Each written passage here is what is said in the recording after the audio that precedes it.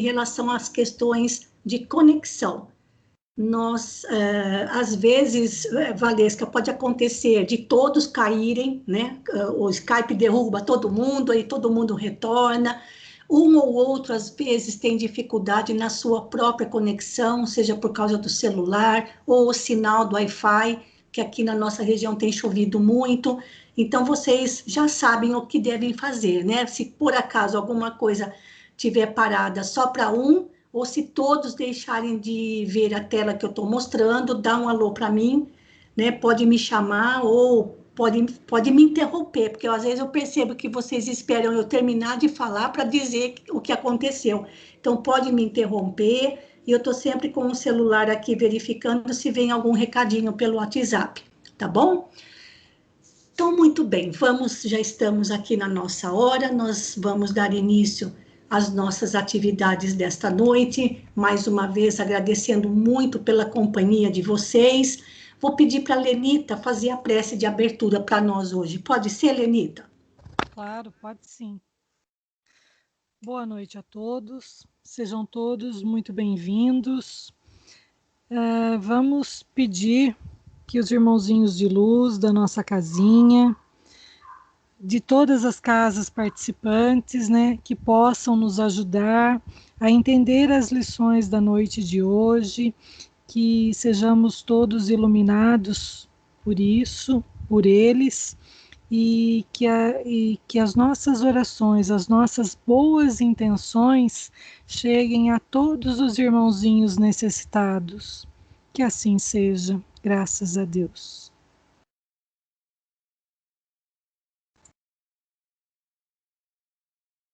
Muito bom, gente. Conforme eu passei para vocês hoje no WhatsApp, eu tenho intenção de trabalhar com 3 temas para hoje. Uma visão geral da Bíblia, a origem dos evangelhos e o livro do Apocalipse.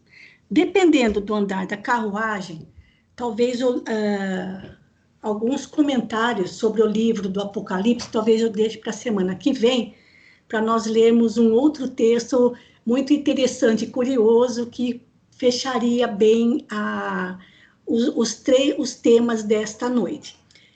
Então, eu vou compartilhar com vocês, eu mandei também pelo WhatsApp os textos que nós vamos trabalhar, porque às vezes algumas pessoas gostam de imprimir para ir acompanhando e fazendo as suas anotações no próprio papel, ou no caderninho que tenha reservado, como a gente sugeriu a semana passada, né, um caderninho para ir anotando a cada semana o que nós estamos estudando, os comentários e as dúvidas que vão surgindo.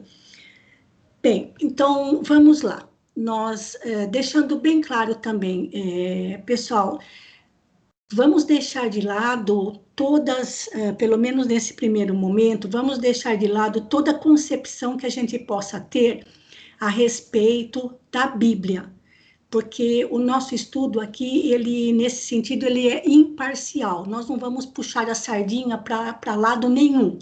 Nós estamos olhando como estudo no sentido de tomarmos uma ideia. Porque quando nós começamos o estudo do Evangelho, lá em 2013, como falamos para vocês, muita gente nunca tinha pego uma Bíblia na mão, para procurar os livros que constam na Bíblia, para saber procurar onde estavam as coisas. Infelizmente, no estudo virtual, isso fica mais difícil. Mas foi uma experiência muito bacana, muito interessante, e nós vamos usar a Bíblia, sim, ao longo dos nossos estudos, porque muitas vezes no Novo Testamento existem muitas referências ao Antigo Testamento. Então, nós precisamos conhecer um pouco, mas não é o nosso objetivo o aprofundamento em nenhum dos tópicos relacionados aos assuntos que nós vamos tratar hoje. Porque, lembrando, o nosso núcleo de estudo e pesquisa do Evangelho é à luz do Espiritismo. Então, a doutrina que nos guia é o Espiritismo, no sentido de buscarmos os ensinamentos morais de Jesus, certo? Então, vamos lá para uma visão geral da Bíblia, sempre deixando aberto para os comentários e talvez para alguma dúvida. Aqui, olha. Só me digam se vocês estão visualizando bem.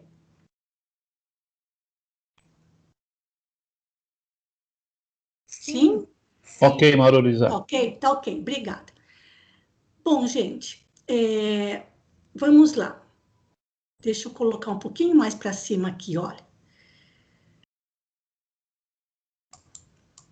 Nós vamos ter uma visão geral da Bíblia no seguinte sentido: a Bíblia é formada por um conjunto de livros escritos por pessoas diferentes, em épocas diferentes, com estilos literários diferentes, objetivos diferentes e em idiomas diferentes.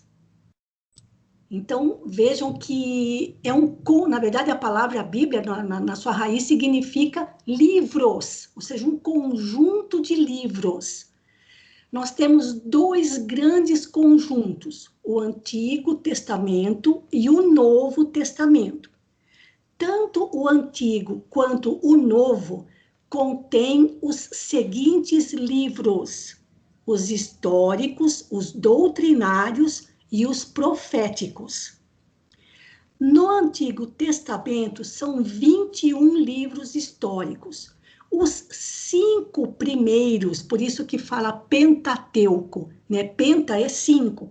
Então, os 5 primeiros livros da Bíblia, nesta ordem: Gênesis, Êxodo, Levítico, Números, Deuteronômio.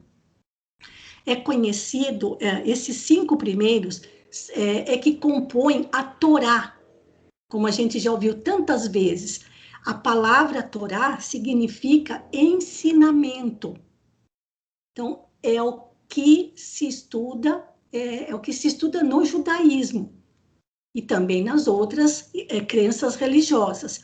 Mas aquilo que se chama de Torá, para nós ocidentais, é composto por 5 livros, tá bom? Depois, todos livros históricos. Históricos por quê? Porque contam a trajetória do povo hebreu ao longo dos séculos. Por isso são chamados históricos. Então, são livros de história, né? Depois, também considerado como livros históricos, o livro de Josué, Juízes, Ruth, Samuel 1 e 2, Reis 1 e 2, Crônicas 1 e 2, Esdras, Neemias, Tobias, Judite, Esther, Macabeus 1 e 2. Então, para quem quiser conhecer a história do povo hebreu, são esses 21 livros que estão na Bíblia. Não foram escritos todos pela mesma pessoa, é importante a gente saber disso. Foram escritos por pessoas diferentes, épocas diferentes, estilos literários diferentes. Tá bom? Então, tudo isso faz com que a gente precise assim de mais cuidado ainda para não generalizar. Os livros doutrinários são os livros que ensinam uma doutrina. Qual doutrina? A doutrina do Deus único, imaterial. Certo? Algum probleminha aí com o microfone de alguém? Que eu não estou na tela do Skype mais, eu estou aqui na minha. Algum problema? Me ajudem aí, por favor, tá bom? Então, são 7 livros doutrinários. Doutrinários porque ensinam uma doutrina. Qual doutrina? A doutrina relacionada ao Deus único, imaterial. Como deve ser amado, como deve ser adorado, né? Então, nós temos o livro de Jó, os Salmos, os Cânticos de Davi, o livro Provérbios, atribuído ao rei Salomão, Eclesiásticos, Cântico dos Cânticos, o livro da Sabedoria e o Eclesiástico. Então, aqui nós temos outro conjunto de ensinamentos belíssimos, porque agora não são mais livros de história, são livros que contam da religiosidade, falam da religiosidade, do sentimento, não de religião, gente, falam da religiosidade do povo hebreu. Todos nós conhecemos algum salmo, algum provérbio, já ouvimos alguma coisa citada em relação a esses livros. E os ensinamentos são belíssimos, sobretudo quando a gente procura interpretar pelo lado espiritual da questão, tá? Então, esses livros doutrinários falam da religiosidade do povo hebreu. E tem os livros proféticos, são 18 proféticos, porque foram escritos ou pelo próprio profeta, ou por alguém que escreveu aquilo que ouviu de um profeta. Então, nós temos os profetas chamados profetas maiores e profetas menores. Os profetas maiores não é porque eles eram maiores de estatura, e nem porque viveram mais, é porque eles escreveram mais, tem mais livros. Então, é o caso de Isaías, Jeremias, também se acrescentam a esses Lamentações e Baruque, Ezequiel e Daniel, são esses. Então, Isaías, Jeremias, Ezequiel, Daniel, são os profetas maiores. E os demais, Oséias, Joel, Amós, Abdias, Jonas, Miqueias, Naum, Rabacuque, Sofonias, Ageu, Zacarias e Malaquias, vai ter chamado oral depois, hein? São os profetas menores, tá bom? Então, essa é a estrutura do Antigo Testamento. Agora, só uma curiosidade, gente, a respeito da Torá. Dos 5 primeiros livros da Bíblia, para nós, tá? A Torá tem 613 mandamentos. Por isso que a gente consegue entender por que o doutor da lei perguntou para Jesus, né? Qual é o maior mandamento da lei? São 613. Qual deles é o maior? E esses 613 são divididos, por sua vez, em 2 blocos. São 365 mandamentos negativos, ou seja, aquilo que não se deve fazer. Um para cada dia. Então, tem até uma colocação aqui, ó. Não cometa uma transgressão hoje. Amanhã, a mesma coisa. Então, para cada dia do ano, não cometa uma transgressão. Então, a Torá contém 365 mandamentos negativos, ou seja, daquilo que não se deve fazer. E tem 248 mandamentos positivos, aquilo que se deve fazer. E o curioso é que esse 248 é o número de ossos do corpo humano. Então, o que significaria isso? Olha, como se Deus estivesse dizendo assim, olha, cumpra um preceito comigo hoje. Né? Então, um preceito hoje, para que ao final todos os seus 248 ossinhos tenham feito alguma coisa de bom para mim. E a soma de 365 com 248, claro que dá 613. Certo, gente? É uma curiosidade. E tem outra curiosidade também. A palavra Torá, em hebraico, que é uma linguagem que não é como a nossa, como o nosso alfabeto, formada somente por consoantes e não pelas vogais, mas eu sei que acompanhando a gente tem 2 grandes entendidos também na Bíblia, então se eu estiver falando alguma bobagem, por favor, me corrijam, tá bom? É o caso do Éder, tá bom, Éder? Por favor, me corrija se eu estiver falando alguma bobagem, acho que é o Aparecido também. A Torá, o idioma hebraico, ele registrava somente as consoantes e não as vogais. E também cada consoante tinha um valor numérico. E quando se soma os símbolos correspondentes à palavra Torá, a soma desses símbolos também dá 613. Então, só por curiosidade, para a gente ilustrar um pouquinho o nosso assunto, tá bom? Vamos agora para o Novo Testamento. que também tem a mesma estrutura. Olha lá. O Novo Testamento tem livros históricos, doutrinários e proféticos. Livros históricos são 5, os Evangelhos, Mateus, Marcos, Lucas, João, e Atos dos Apóstolos. Por que são históricos? Porque contam a vida de Jesus e depois a trajetória dos apóstolos. Por isso são chamados de históricos. E, aliás, tudo o que sabemos sobre Jesus está registrado nos livros históricos. Depois, os doutrinários são aqueles que tratam da doutrina de Jesus, ou seja, da vivência. Agora é outra religiosidade. É uma religiosidade que tem como base os ensinamentos de Jesus. Ensinamentos esses, ou melhor, esses ensinamentos doutrinários registrados nas cartas do apóstolo Paulo, nesta ordem, na ordem que aparece na Bíblia, no Novo Testamento. Romanos, Coríntios 1 e 2, Gálatas, Efésios, Filipenses, Colossenses, Tessalonicenses 1 e 2, Timóteo 1 e 2, Tito, Filemon e Hebreus. As epístolas de Pedro, que são 2, a de João Evangelista, que são 3, e de Judas Tadeu, irmão de Tiago. Nós vamos ver quem são esses Tiagos, porque o que não falta é Tiago no Evangelho. E o único livro profético é o livro do Apocalipse de João, João Evangelista.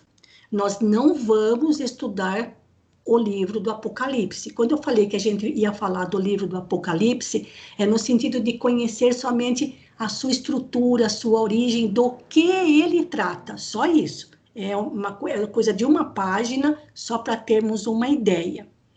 Então, vejam, gente, que interessante isso. Tanto o Antigo quanto o Novo Testamento, eles têm as mesmas estruturas. Livros históricos, doutrinários e proféticos. Deixa eu só terminar aqui, para depois passar um diagrama para vocês verem que interessante.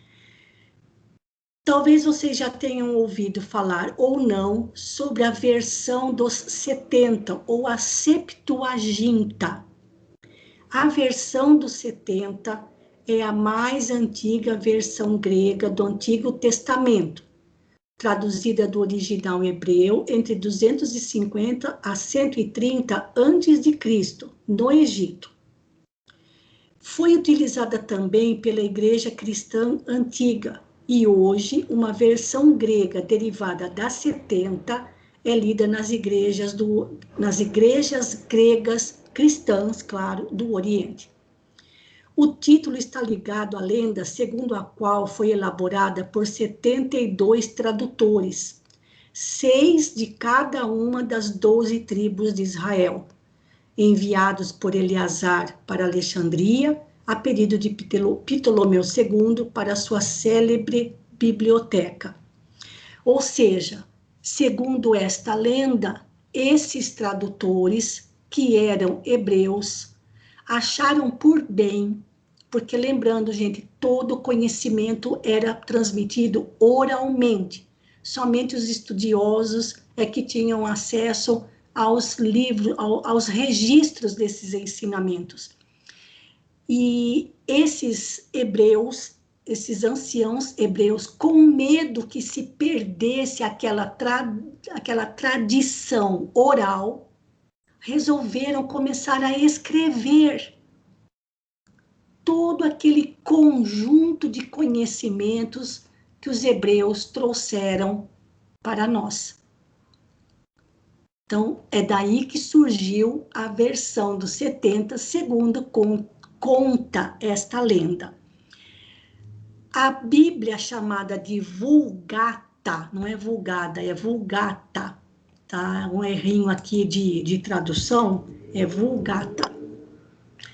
A Vulgata, que significa vulgarizada, é a tradução da Bíblia para o latim, a partir dos textos originais escritos em hebraico, aramaico e grego para o latim, feita por São Jerônimo a pedido do Papa Damaso, em 382 depois de Cristo. A Vulgata foi declarada a versão oficial da Igreja Romana pelo Concílio de Trento em 1546. Então, gente, vejam o caminho que essas traduções percorreram. Do hebraico ou do aramaico foram traduzidas para o grego.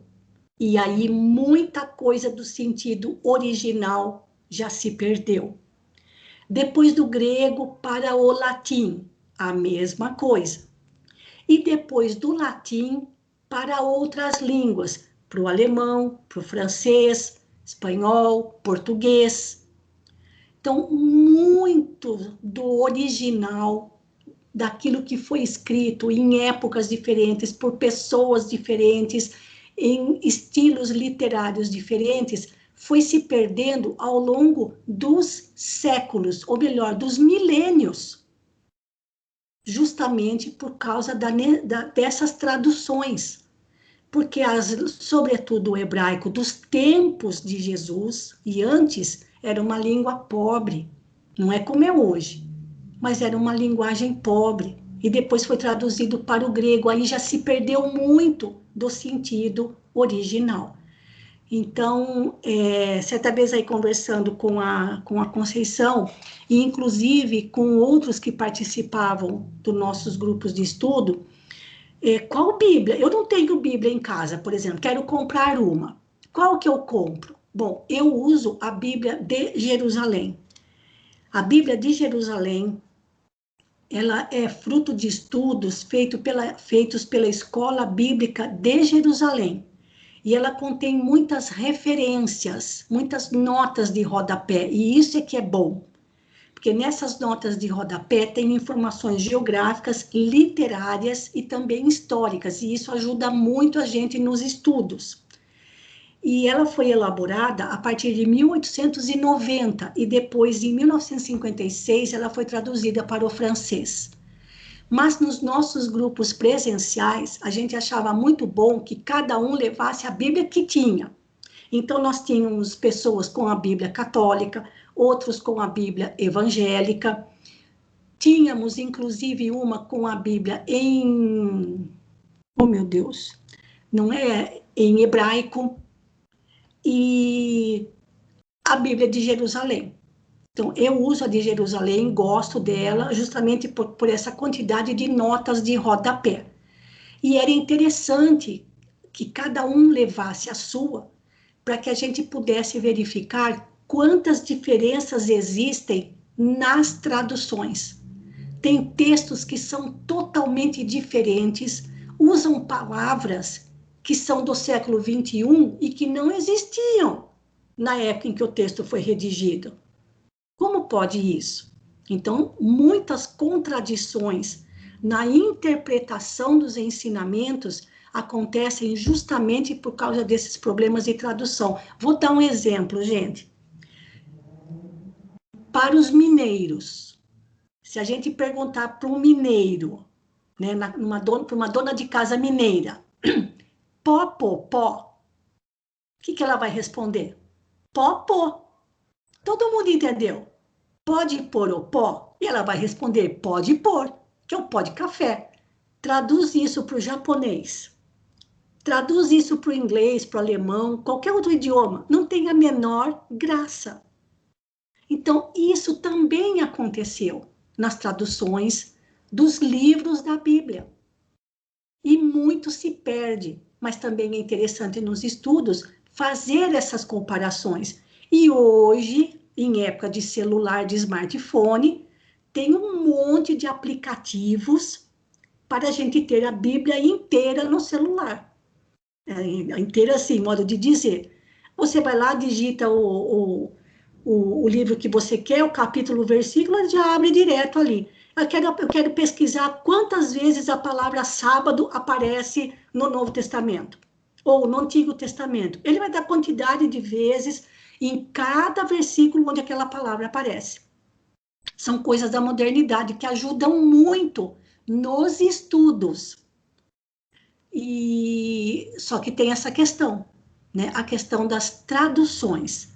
Antes de abrir aqui para algum comentário, gente, eu vou mostrar para vocês, ninguém precisa decorar absolutamente nada, pelo amor de Deus, tá bom? Por isso que eu falei, eu mandei pelo WhatsApp esses textos, para que quem quisesse imprimir, né, que na época a gente distribuiu realmente essas folhinhas, para, no caso de uma dúvida, pelo menos já ter o material pronto para poder consultar. Então, eu vou mostrar para vocês um diagrama super interessante, que também depois eu vou mandar pelo WhatsApp. É a tabela, deixa eu aumentar aqui um pouquinho, só para que dá assim, ó. Nós temos três professores de química aqui. Sabia que existe uma tabela que não é periódica para a Bíblia? Olha que coisa sensacional, gente. À esquerda, Antigo Testamento, à direita, Novo Testamento. Olha o que nós falamos ali, olha. E pelas cores aqui da legenda, a gente consegue identificar a que se refere cada livro da Bíblia. E eles estão exatamente na ordem em que aparecem, tanto no Antigo quanto no Novo Testamento. Lembra que eu falei dos profetas maiores? Olha lá, é esse verdinho mais escuro aqui, olha lá, olha. Isaías, Jeremias, Lamentações, Ezequiel e Daniel. Olha que legal. A Torá, que ele chama aqui de lei, olha lá, a lei aqui são 5 livros para os judeus, que eles chamam de Torá, aqui, olha. Olha lá, esse rosa mais escuro aqui, são os livros históricos, exatamente na ordem em que nós lemos. Os profetas, os livros de sabedoria, que nós chamamos de doutrinário, olha lá, Jó, Salmos, Provérbio, o Eclesiastes, os Cânticos, e faltou aqui o Eclesiástico. Por quê? Tem Bíblias que não aceitam alguns livros. Então, tem Bíblia que tem livros que não tem em outras. Também acontece isso, tá? Dependendo se é Bíblia católica, Bíblia evangélica, protestante, às vezes eles não aceitam, não sei, a origem, se são fidedignos determinados livros do Antigo Testamento. E à direita, o Novo Testamento. Olha lá, os evangelhos, Mateus, Marcos, Lucas e João, Atos dos Apóstolos. Olha lá, esses aqui, livros históricos. Esses daqui, livros históricos, tanto do Antigo quanto do Novo Testamento. As cartas de Paulo e as cartas de Pedro, João e Judas Tadeu e o Apocalipse. Gente, é demais isso. Para contentamento dos nossos 3 professores de Química e nosso também, esse diagrama é muito top, certo? Porque a gente consegue se achar para quem não tem familiaridade em manusear a Bíblia, tá bom, gente? Mas depois eu vou mandar esse diagrama para o grupo lá no WhatsApp, tá bom? Antes da gente passar para o próximo texto, quero deixar uma pergunta para vocês pensarem. Diante de tudo isso que nós falamos e mostramos para vocês, que a Bíblia é composta de vários livros, numa mesma estrutura, históricos, doutrinários, proféticos, a pergunta que surge é: a Bíblia é de fato a palavra de Deus? Vou deixar para que cada um pense na sua resposta. Alguma colocação que vocês queiram fazer? No caso, Éder Aparecido, sobretudo Éder, que é bastante estudioso, que eu tenha falado alguma bobagem, por favor, me corrijam. Se quiserem fazer algum comentário, fiquem à vontade, antes de nós passarmos para o próximo texto. Boa noite a todos, Éder falando. Muito pelo contrário, estamos aqui no aprendizado. Excelente apresentação e vamos seguir em frente. Muito bom, estou gostando muito aqui. Tá certo, Éder, obrigada, viu? Muito obrigada, mas fiquem sempre à vontade, você e os demais, para para qualquer colocação, porque nós estamos também, como você disse, estamos aprendendo, e eu não conheço a Bíblia com profundidade, mas eu gosto de manusear a Bíblia como livro de estudos, como nós falamos para vocês. Às vezes, lá no Novo Testamento, há uma citação, e nós fizemos bastante isso nos nossos estudos do Evangelho, quando fazíamos presencialmente. Então, fizemos muito o uso do Antigo Testamento. Então, eu gosto neste sentido, né? Mas nunca estudei o Antigo Testamento como se estudam em algumas escolas religiosas, tá bom? Alguém quer fazer algum comentário que tenha passado desapercebido, alguma dúvida, antes da gente Não, passar Maruísa, no texto? Pois Maruísa, não. não, eu tô fazendo eu tô tendo uma limpada aqui no apartamento, eu até falei com a Rosana, nós temos aqui umas 4 Bíblias. É, Eu jamais, vou ser muito sincera, eu tenho aprendido muito com o Éder, né? O Éder, aham, ele é muito estudioso, ele aprofunda, isso. ele estuda mesmo, né? E a gente tem estudo de terça e sexta, mas eu jamais tinha interpretado a Bíblia entre um organograma, que a gente pode chamar dentro da empresa, que é o que você acabou de apresentar, isso aqui, Aham. sensacional, Maruísa. Tá Bíblia, tá Bíblia periódica, é demais. É muito bom, muito bom. Obrigado, viu? Tá joia, mas não jogue nenhuma delas fora, hein? Porque quanto mais antiga, melhor, viu? Ah, sim, Quanto mais claro, claro. antiga a Bíblia, melhor, tá bom? Tá, Mais tá bom, alguém? obrigado. Mais algum comentário? Bom, quando nós fizemos esse estudo presencialmente, tanto na nossa primeira turma de quarta, quanto a turma de segunda, que tinha começado a turma 2 uma segunda-feira de manhã, nós fizemos vários exercícios para que o povo, aliás, desculpa, para que o pessoal aprendesse a manusear a Bíblia. E, infelizmente, nós não temos condições de fazer isso na situação em que estamos, tá bom? Tudo tranquilo? Então, gente, posso passar para o texto seguinte? Mas se lembrarem, só falar, tá bom? Vamos em frente. Deixa eu só aumentar um pouquinho o tamanho da letra aqui, depois fazer a projeção total, para ficar melhor para visualizar. Eu também mandei esse texto para todos do grupo do WhatsApp, falando sobre a origem dos evangelhos, porque o nosso foco maior mesmo é o evangelho, né? De vez em quando a gente dá um salto do Antigo Testamento, mas o evangelho é que é o nosso foco principal. Esse texto, gente, ele, na verdade, é um resumo de um livro que se chama Cristianismo e Espiritismo, do Leon Denis, que nós vamos começar a estudar aos sábados. Daí, na época, nós estamos quase terminando o outro livro do Leon Denis, Depois da Morte. Acredito que em fevereiro a gente comece Cristianismo e Espiritismo. Então, foi lá que eu peguei algumas pinceladas para falar isso para vocês, porque é isso que interessa para nós, tá bom? Então, vamos lá. Origem dos evangelhos. Aliás, gente, se vocês não se importarem, pelo menos hoje, para a primeira vez, eu vou lendo, porque eu vou lendo e já vou comentando algum parágrafo, tá bom? Origem dos evangelhos. Jesus nada escreveu. Suas palavras, disseminadas ao longo dos caminhos, foram transmitidas de boca em boca e, posteriormente, transcritas em diferentes épocas, muito tempo depois da sua morte. Uma tradição religiosa popular formou-se pouco a pouco, tradição que sofreu constante evolução até o século IV. Importante destacar isso, gente, era uma tradição oral.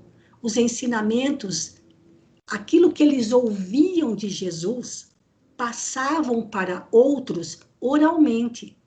Não tinha livro, nem caderninho de anotações. Assim como com os antigos hebreus, era tudo passado oralmente. E como diz o ditado, quem conta um conto sempre aumenta um ponto. né? Então, muita coisa se perdia e outras se acrescentavam por conta própria, por aquele que estava contando os ensinamentos. Do ano 60 a 80, no primeiro século depois de Cristo, apareceram as primeiras narrações escritas. A de Marcos é a mais antiga. Depois, as primeiras narrativas atribuídas a Mateus e Lucas. Todas escritos fragmentários, aos quais se vão acrescentar sucessivas adições, como todas as obras populares. De 80 a 98 do primeiro século depois de Cristo, surgiu o Evangelho de Lucas, assim como o de Mateus, o primitivo, atualmente perdido. Finalmente, de 98 a 110, surgiu em Éfeso o Evangelho de João. Aqui surgiu. Olha que coisa, gente. A ordem dos evangelhos no Novo Testamento é Mateus, Marcos, Lucas e João. Cada evangelista também tem o seu estilo literário. E cada evangelho foi escrito com um propósito. Mas o primeiro a escrever, a redigir alguma coisa em grego foi Marcos, que era sobrinho de Pedro, e acompanhava Pedro nas pregações, porque Pedro não falava grego. Então, quando eles iam pregar para quem não fosse judeu, Marcos ouvia a pregação de Pedro e depois traduzia para o hebraico, aliás, para o grego, para que os que não fossem judeus pudessem entender. Então, também, tomando como base, já naquela época já haviam surgido as primeiras cartas do apóstolo Paulo, sabe aquela coisa assim, como é que eu nunca pensei nisso antes? A mesma coisa quando Paulo começou a escrever, intuído pela espiritualidade maior. E a mesma coisa nós falamos hoje. Como é que nós nunca pensamos em estudar virtualmente pelo Skype? O Skype já existe há tanto tempo, por que nunca pensamos em fazer isso antes? Sabe quando dá aquele estalo? Então, Marcos, talvez baseado naquilo que ele viu Paulo fazendo, escrevendo as suas cartas, falou, vou escrever o que eu sei sobre Jesus. O Evangelho de Marcos é curto e grosso, é pá, pá, pá. Mas ele foi o primeiro a ser redigido textualmente. Lembrando que nem todo mundo sabia escrever, né, gente? E os próprios apóstolos, muitos ali, eram quase que semi-analfabetos. O Mateus, as primeiras anotações. E quando a gente fala aqui, gente, as primeiras narrações, que fique bem claro, não é o evangelho como a gente tem hoje no Novo Testamento, que passou por muitas arrumações, tá bom? Então, ele está falando aqui de primeiras narrações escritas. E mesmo por se tratar de obra popular, sempre acrescentava um pouco. Sabe quando a gente vai conversar com uma pessoa, você olha, vamos supor, os apóstolos, iam conversar com alguém que tinha escutado alguma coisa com Jesus. Eu falei assim, olha, isso eu não sabia que Jesus tinha falado isso, eu não sabia que Jesus tinha feito isso, ou que tivesse acontecido isso com você. Ele vai lá e anota. Então, era algo que ia sempre crescendo, não era nada definitivo, né? O Evangelho de Lucas e Marcos não conheceram Jesus, Lucas escreveu o seu Evangelho com base a pedido de Paulo, então, precisa ficar bem claro, são as primeiras narrações, não o Evangelho formalizado como a gente encontra hoje no Novo Testamento. Os evangelhos de Marcos, Lucas e Mateus são chamados de sinóticos, porque se nós colocarmos um ao lado do outro, praticamente eles se encaixam, versículo por versículo. Era a mesma coisa que a gente perguntasse assim, quem copiou de quem? Se o primeiro que escreveu foi Marcos, ele deve ter servido de modelo para Mateus. e depois para Lucas, em algumas passagens, porque eles são quase que idênticos, por isso são chamados de sinóticos. O único que foge totalmente desse padrão é o Evangelho de João. Então, olha, Mateus, Marcos e Lucas, os evangelhos, o que eles redigiram sobre Jesus, acham-se fortemente impregnados do pensamento judeu-cristão dos apóstolos. Mas já no Evangelho de João, encontramos um reflexo da filosofia grega, rejuvenescida pelas doutrinas da escola de Alexandria. Por que esse judeu cristão? Porque muitos judeus se converteram ao cristianismo, mas carregaram com eles as práticas judaicas. Bom, então, tem esse problema também nos evangelhos. Eles, no caso de Mateus, Mateus escreveu seu evangelho para os judeus. É o que mais faz referências ao Antigo Testamento. Lucas escreveu, mas o evangelho de Mateus é o mais pedagógico de todos. Lucas escreveu o seu evangelho para os não-judeus, para os gentios. E Marcos escreveu também para os gregos, já que ele falava grego. E, na verdade, o evangelho de Marcos dizem que é o evangelho do próprio Pedro, porque o que Marcos escreveu era tudo aquilo que ele escutava de Pedro. E João, o evangelho de João, já tem uma conotação totalmente espiritualizada. Marcos e Lucas se limitaram a transcrever o que lhes fora dito pelos discípulos. Os outros dois, Mateus e João, conviveram com Jesus e recolheram os seus ensinos. Os seus evangelhos, porém, foram escritos de 40 a 60 anos depois da morte do mestre. Olha quanto tempo já tinha se passado. Então, eles escreveram com uma visão. Marcos e Lucas escreveram de acordo com aquilo que eles escutavam os outros falando. Tá? Então, tem tanta coisa que a gente tem que levar em conta. Os manuscritos originais dos evangelhos desapareceram, sem deixar nenhum vestígio certo na história. Foram escritos em hebraico, aramaico, depois traduzidos para o grego. Foram provavelmente destruídos por ocasião da proscrição geral dos livros cristãos, ordenada pelo imperador Diocleciano, no ano 303 d.C. Os escritos sagrados que escaparam à destruição são apenas cópias. Tá? A divisão atual dos textos evangélicos surgiu pela primeira vez na edição de 1551. A Bíblia, como a gente tem hoje, o Novo Testamento, como a gente tem hoje, inicialmente não era desse jeito. Não tinham pontuação. Muitos fatos parecem imaginários e acrescentados posteriormente. Numerosas interpolações, ou seja, coisa que foi colocada a mais, poderiam ter sido feitas igualmente. Pensa bem, você lê um texto que não tem vírgula e nem ponto final, quer dizer, onde começa, onde termina, e mais, a leitura era da esquerda, nós escrevemos da esquerda para a direita, os judeus árabes escrevem da direita para a esquerda, sem pontuação, tudo grudado, tudo colado. Por quê? Porque não tinha a facilidade do papel, onde escrever, era tudo muito difícil, tudo muito caro.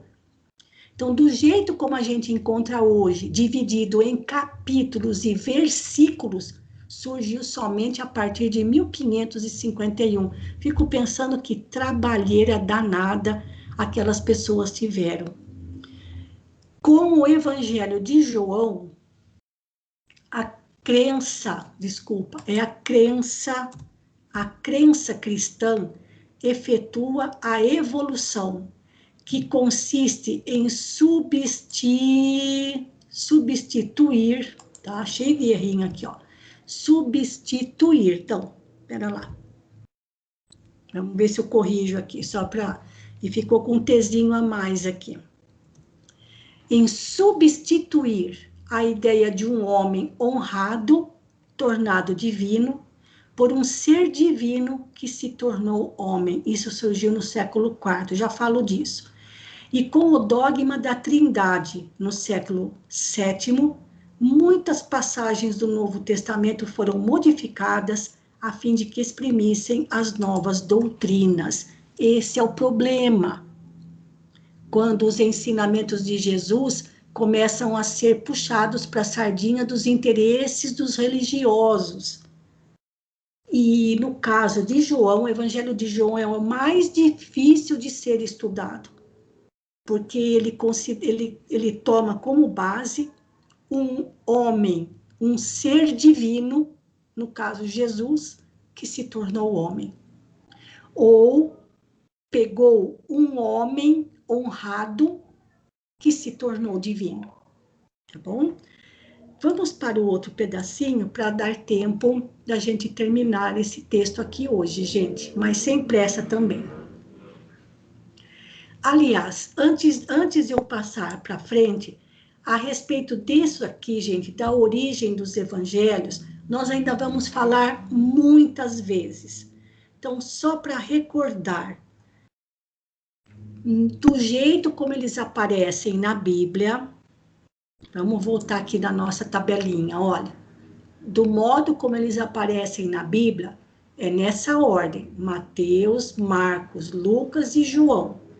Mas não foi nessa ordem em que eles foram redigidos. Os primeiros a serem redigidos, primeiro foi o de Marcos, depois o de Mateus, depois Lucas e por último João, tá bom? Alguém quer fazer algum comentário a respeito daquilo que foi falado? Porque tem tanto assunto para falar disso, que daria para a gente pegar só um texto a cada noite. O que importa para a gente saber de tudo que a gente comentou, e depois vocês podem ler com mais calma, é que os evangelhos foram escritos muito tempo depois da morte de Jesus, não tinham a mesma estrutura como a gente encontra hoje no Novo Testamento. Eram as primeiras narrações, como se fossem primeiras anotações daquilo que se ouvia ou daquilo que se lembrava de Jesus ter falado. Só com o passar do tempo e com os estudiosos que foram surgindo depois, é que os evangelhos ganharam a estrutura como nós encontramos hoje. Qual é o problema principal? É o problema das traduções e o problema daquilo que foi acrescentado ou daquilo que foi copiado errado e deixado para trás. Porque tinha uma série de coisas, tinha que ter uma quantidade certa de linhas para não continuar um texto numa outra página. Era uma coisa dificílima de escrever naquela época. E como a tradição era inicialmente oral, e isso acontece muito, a gente encontra muito isso. Pode ser que quando ele tivesse chegado num determinado capítulo ou num determinado trecho das suas anotações, ele falou, esqueci de colocar aquilo. Aí, para ele não esquecer, ele coloca o que ele lembrou no meio daquilo que ele estava falando antes e fica coisas completamente desconexas. Isso tem muito no Evangelho. Hoje não. Com o Word, a gente faz essas colocações de texto que ficaram para trás com a maior facilidade. Na outra época, não tinha branquinho para apagar, para passar limpo. Então, teve muitos problemas nesse sentido, o que às vezes dificulta a compreensão daquilo que se está estudando, tá bom? Gente, já são 7:50. Eu acho que nós não vamos conseguir nem mesmo terminar este texto. Não tem importância, a gente continua no próximo domingo, porque em cada coisinha que nós estamos falando, tem muito para se comentar. E foi assim também que aconteceu nos nossos encontros presenciais. A gente programava uma coisa e acabava saindo outra, porque tem muito para se comentar. Então, eu não vou continuar esse texto da origem dos evangelhos, e já conto para vocês por quê. A gente vai parar aqui, tá bom? Faltam 10 minutos para a gente terminar. E antes de sair dessa tela, alguém gostaria de fazer alguma colocação? Luísa, Oi. a primeira Bíblia foi escrita em 1551, Oi? oficialmente. A primeira Bíblia oficialmente foi escrita em 1551. Não. Isso aqui, ó, a divisão atual dos textos evangélicos, como a gente encontra hoje, por capítulos e versículos, apareceu em 1551. Ok, mas vamos supor, lá teve uma primeira, certo? Em 1551, essa divisão. Uhum. Ela existe, essa Bíblia existe ainda hoje ou não? Você sabe ou não? Não sei. O mais antigo que existe é chamado de Codex Sinaiticus, que foi encontrado num... Não é convento, não me lembro o nome. Não é convento, é outra palavra. Santa Catarina, no Monte Sinai, lá no Egito. Mosteiro? Mosteiro, isso, obrigada. O mosteiro de Santa Catarina foi encontrado por um pesquisador.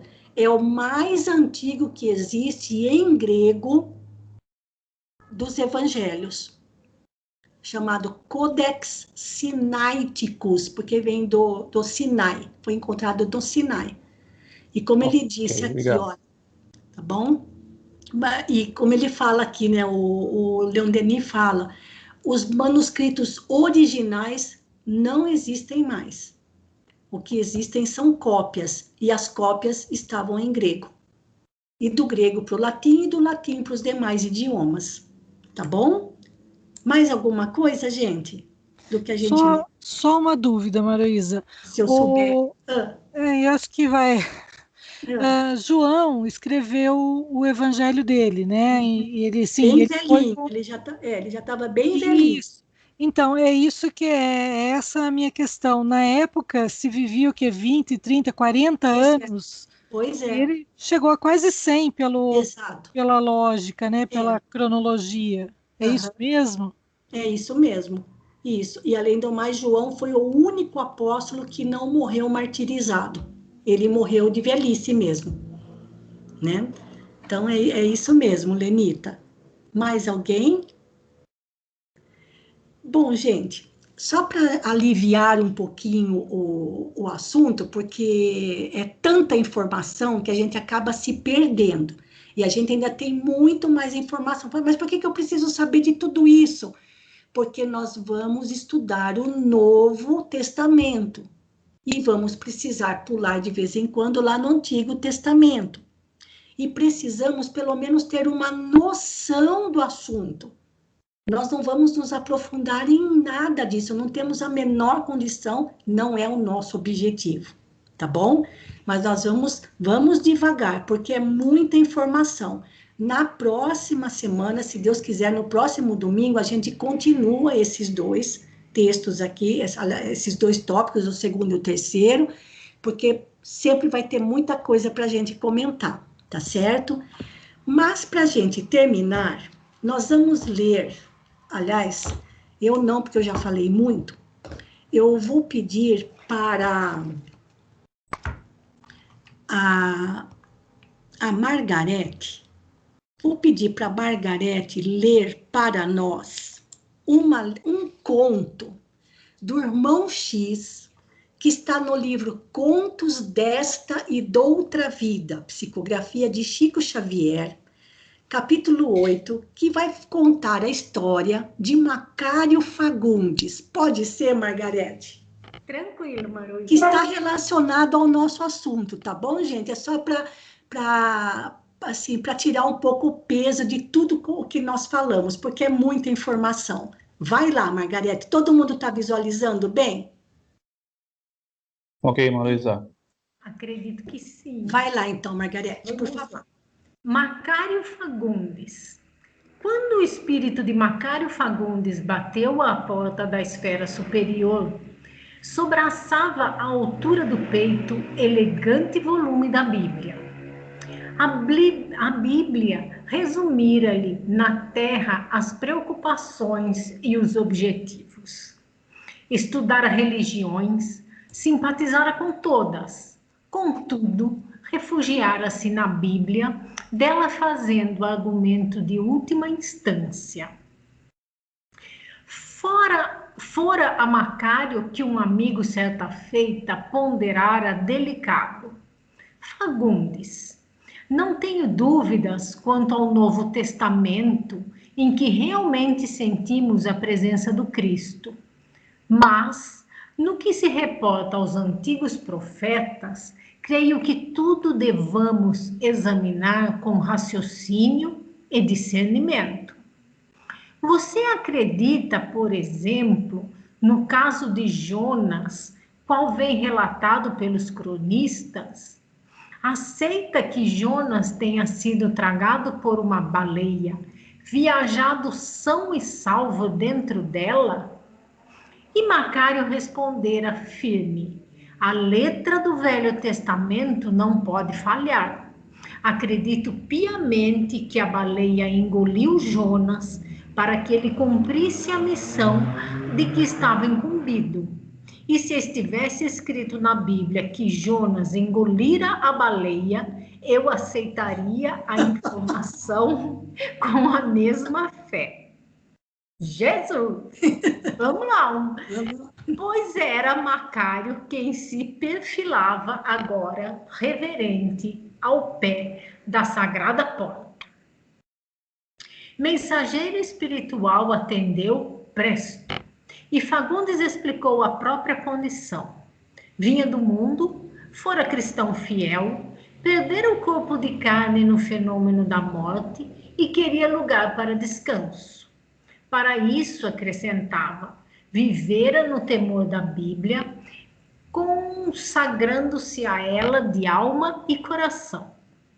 Entretanto, Fagundes, o que você fez com a Bíblia? Indagou o amanuense calmo. Peço licença para alongar-me um tanto na resposta, rogou o recém-chegado, pois gastei a existência analisando ensinamentos e confrontando textos. Perfeitamente. Você esclarecerá a própria situação como deseja. E Macário passou a elucidar. Adorei a Bíblia como sendo a palavra de Deus em todos os meus dias. Sei que outros estudantes possuem apontamentos mais ou menos diversos de minha estatística pessoal, efetuada em longo tempo de estudo. No entanto, posso dizer que a Bíblia está contida em 69 livros, sendo 42 no Velho Testamento e 27 no Testamento Novo. E prosseguiu. O tesouro eterno dentro dos livros referidos está formado por 1189 capítulos. Os 1189 capítulos estão divididos em 31.138 versículos. Os 31.138 versículos possuem 774.748 palavras. As 774.748 palavras estão articuladas, nossa, 3.556.512 letras. Nossa! No meio da Bíblia fica o versículo 8 do Salmo 118, em que o profeta diz claramente: é melhor confiar no Senhor do que confiar no homem. O versículo mais longo é o de número 9, do capítulo 8º do livro de Esther, que relaciona uma ordem que Mardoqueu, e o versículo mais curto é o de número 35, do capítulo 11 do Evangelho de João, que dá notícia do pranto de Jesus por Lázaro morto. Creio seja desnecessário alinhar anotações vulgarmente sabidas, mas é importante apontar que a Bíblia gastou cerca de 1000 anos para ser escrita e está traduzida em mais de 1000 línguas e dialetos. Macário silenciou. Admitindo que ele apresentara quanto pretendia, o mensageiro replicou: efetivamente, a sua cultura do livro sagrado é espantosa, mas houve um mal-entendido.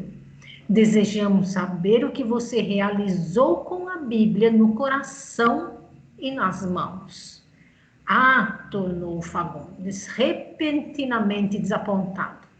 Já disse o que consegui. Minha confiança na Bíblia diz tudo. Sim, os seus conhecimentos são admiráveis. No entanto, a esfera superior pede obras edificantes. A lei determina que seja cada um de vós julgado pelas próprias obras. É preciso que você relacione os próprios feitos. O apóstolo Paulo, adiantou Macário, desculpando-se, declara no versículo 1 do capítulo 5 da Epístola aos Romanos que, justificados pela fé, temos paz com Deus por nosso Senhor Jesus Cristo. Sem dúvida, atalhou o amigo espiritual. A fé constitui o alicerce de todo o trabalho, tanto quanto o plano é o início de qualquer construção. O apóstolo Paulo deve ter atenciosamente ouvido, mas não podemos, deve ser atenciosamente ouvido, mas não podemos esquecer a palavra do Divino Mestre, no versículo 34, no capítulo 13 do Evangelho de João. Amai-vos uns aos outros como eu vos amei. Não ignoramos que Jesus nos amou em plena renunciação de si mesmo para melhor servir. De fato. E Fagundes indagou: e agora? Se me dediquei completamente à fé, que fazer agora? É preciso voltar à terra e nascer de novo para fazer o bem que ensinamos. O próprio Cristo não teve outro programa perante Deus, e Paulo de Tarso, que exaltou a fé, mas viveu outras diretrizes diante do Cristo. Não viveu outras diretrizes diante do Cristo. Crer sim, mas fazer também. Fazer muito e sempre o melhor. Macário resmungou, chorou, lastimou-se, reclamou. Contudo, não teve outro remédio senão aceitar a verdade e nascer de novo. Irmão X. Margarete, eu agradeço sua leitura, mas nossa hora já passou um pouquinho. Só quero fazer um comentário bem rapidinho. Nós não temos a intenção de nos tornarmos um Macário Fagundes nos nossos estudos do Evangelho.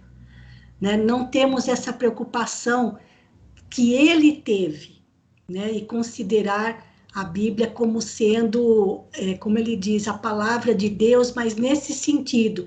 Cadê o comecinho aqui, ó? Quando ele fala lá de Jonas, cadê? Quando ele fala que tem aqui com raciocínio e discernimento. Né? Então, essa lição é para mostrar para a gente o que a gente não pretende fazer. Né? O que nós buscamos é o ensinamento moral do Evangelho. Tá bom? Agradeço sua leitura, Margarete, mas já estamos passando um pouquinho aqui do nosso tempo.